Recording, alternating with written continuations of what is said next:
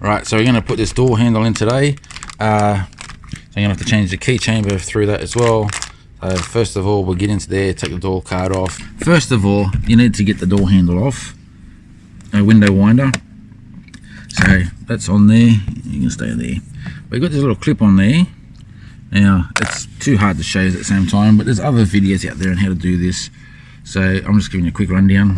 When it's on there, you get yourself a cloth, have the handle up like that, because then you can get the cloth in behind there and you can pull down with a side into there, and then just turn it around and that will unclip, and then the handle's off. And that's real easy. It looks like there's a screw already missing from there, so there's no dramas there. The rest of it clips in. So I've only got the one screw there of this handle here, and I should be able to remove this cover for the mirror. That's coming off anyway.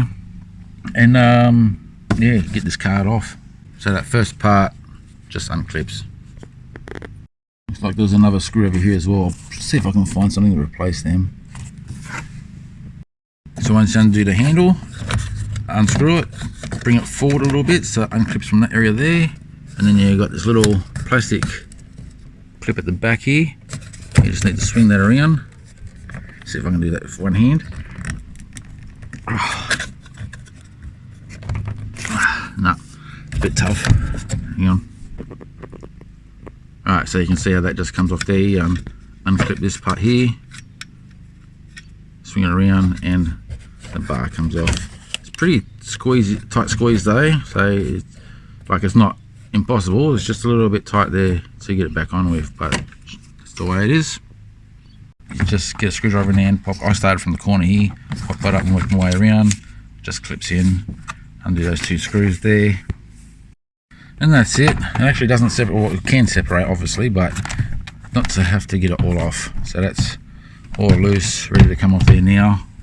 Probably easier if I had the window down, but not really. It's just as easy. So that's off. You get access to where this window is, to where this door handle is. To get access to where this door handle is, just got to pull this back. Probably better off doing that with 2 hands. Again.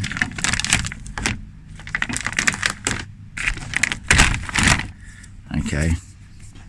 Not that big a drama. I'll get my hand up behind there. Now I can feel there's a 10mm there, and there'll be another one. So I'm going to pop this out. Another one behind there.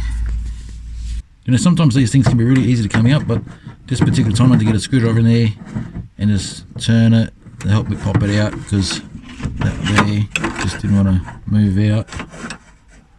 It'd be a lot easier to put it back in, but now I can get the handle out. On the lock side, 2 10mm that you need to get access to, not just one on either side like normal. This one actually has 2 on one side and 1 on the other. You can see that up there,